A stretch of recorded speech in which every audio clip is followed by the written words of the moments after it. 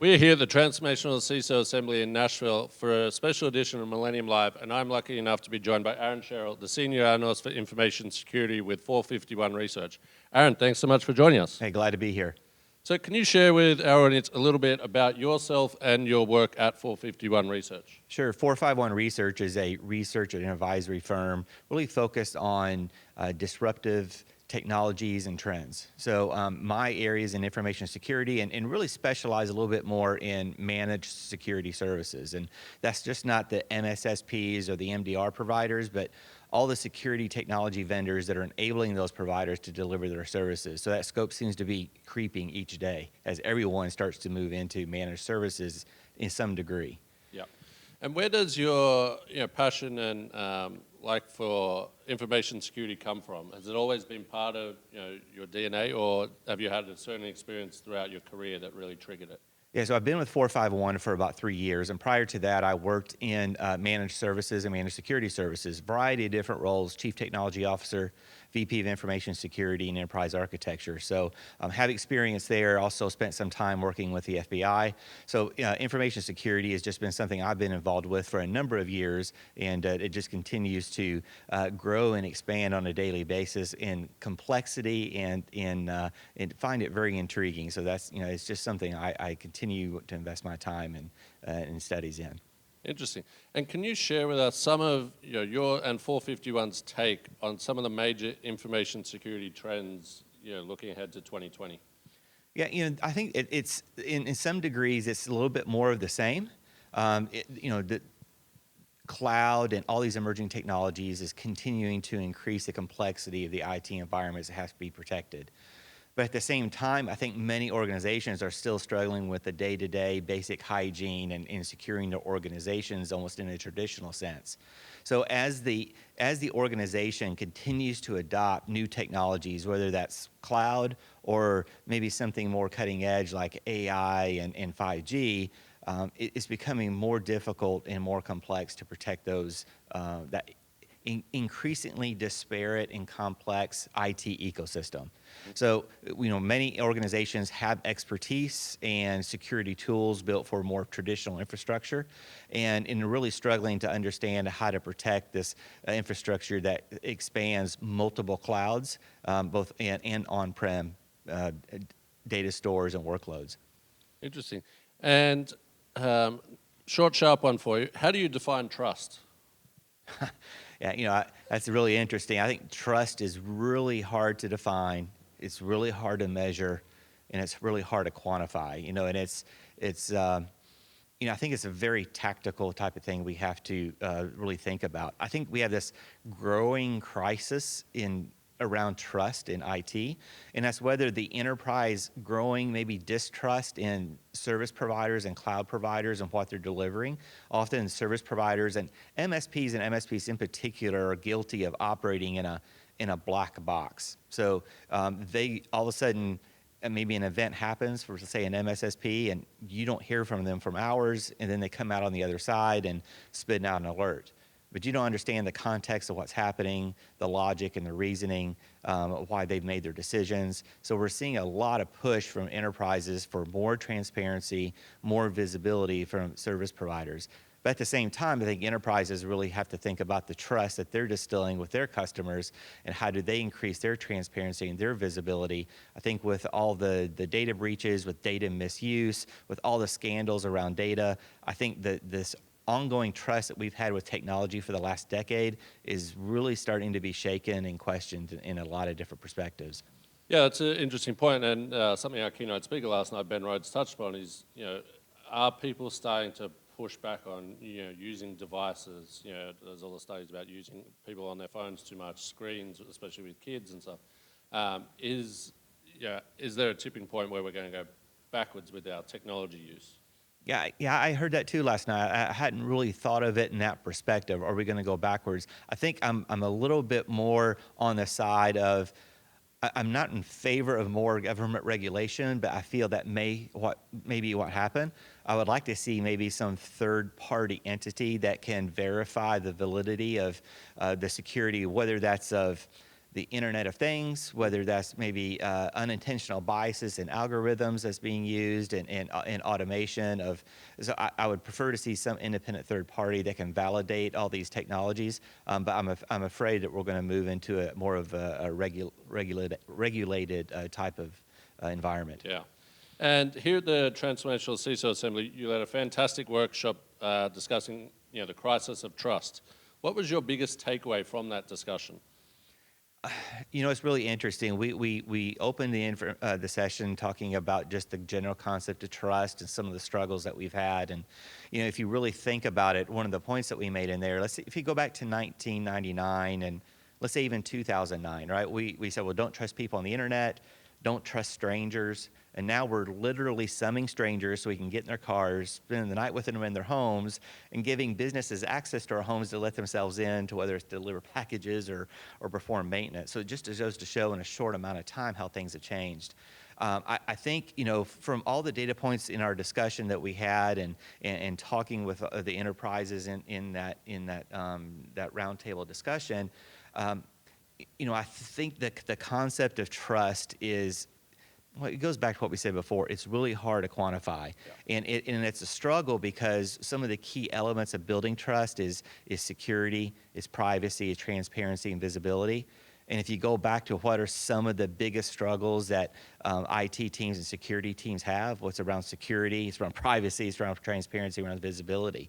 So, I think what that did shed a light on is that trust is going to continue to be an ongoing issue, I think, over the next several years.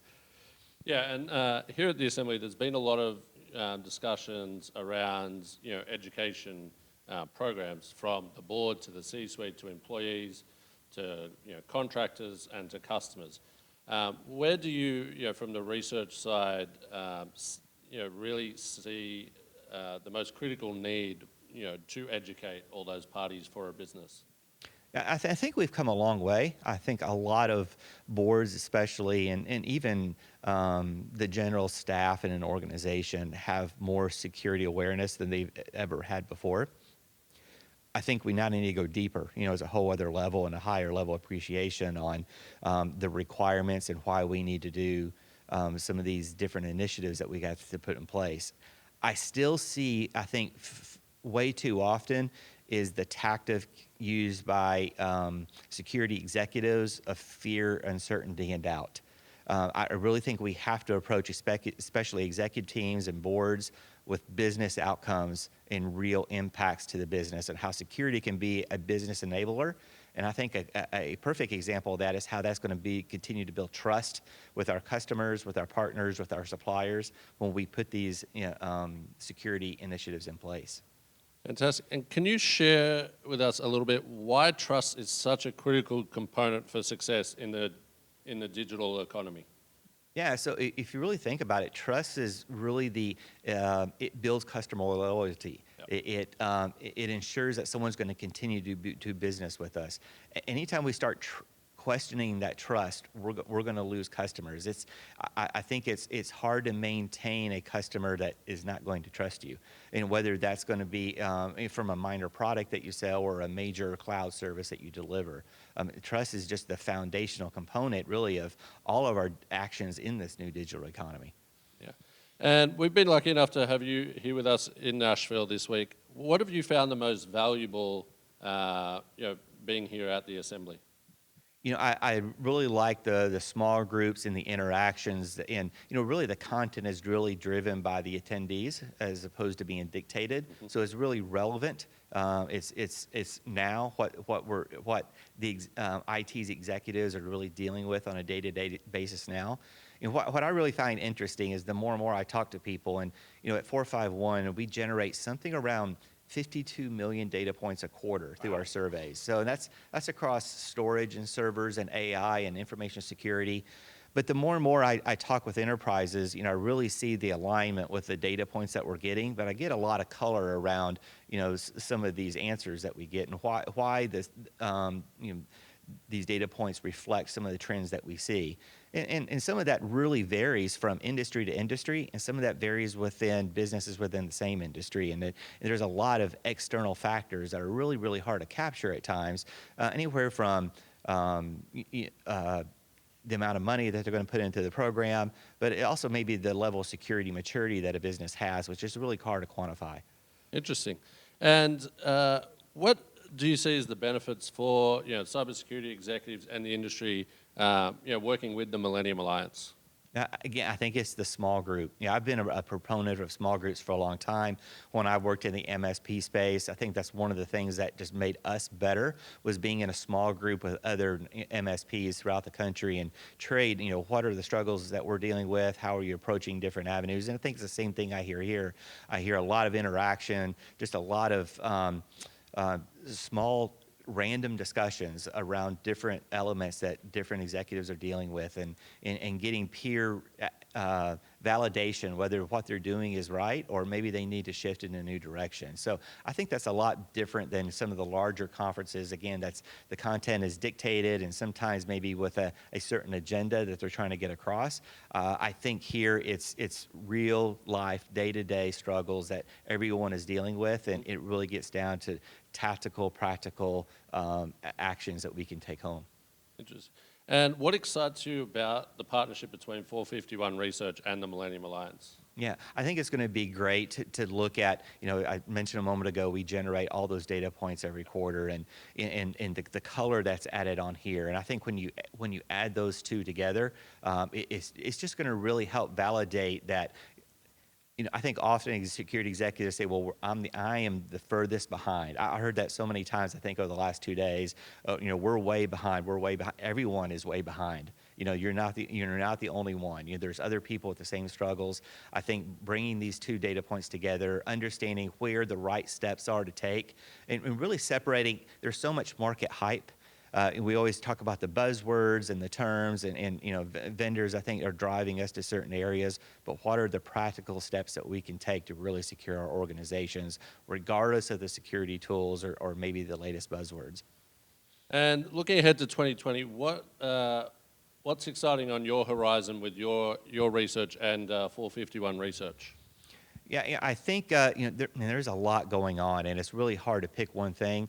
I think the trend that I'm starting to see, and I've talked about this for a number of years, and I'm really starting to see it take hold, is rather than focus on implementing a best-in-class security tool in all these different silos, whether that's for endpoint or firewall or intrusion detection or DLP, and then we have all these disparate security tools that don't integrate very well, and we have to spend an enormous amount of resources and time to try to get integration, we're seeing a trend towards more of a best security suite of tools that already talk to each other, they're already integrated, that can provide us better visibility, that can provide better detection of threats across the entire infrastructure.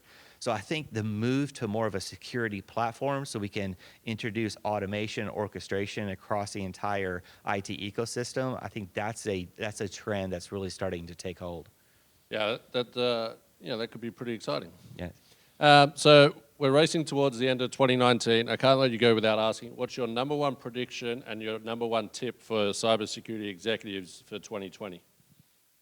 Number one prediction. Well, let me go to the tip, and maybe that can also suffice for the prediction. So I really encourage enterprises to engage with service providers, and really think in consuming services from managed service providers is not an all or nothing proposition.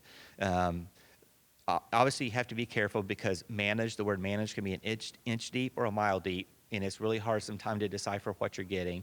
But I think service providers can really fulfill a lot of the security gaps that enterprises have in their enterprise. We talked about today in our session about the expertise shortage, the resource shortage, the tool shortage as we move into all these new emerging technologies. I think service providers can really fill that gap, and they're really positioned to scale exponentially and gather intelligence across other customers to respond to incidents faster, and help manage this disparate IT ecosystem that's growing on a daily basis. So whether that's in one specific area or maybe that's going to be in a larger concept, I think managed service providers really have a lot to offer many enterprises to help close the gaps in their security posture. Interesting. Well, we'll come back in a year's time and we'll see if you were, if your tip was correct. Aaron Sherrill, thank you very much for joining us here. It's a pleasure working with you, and we'll see you again soon. All right, great, thanks.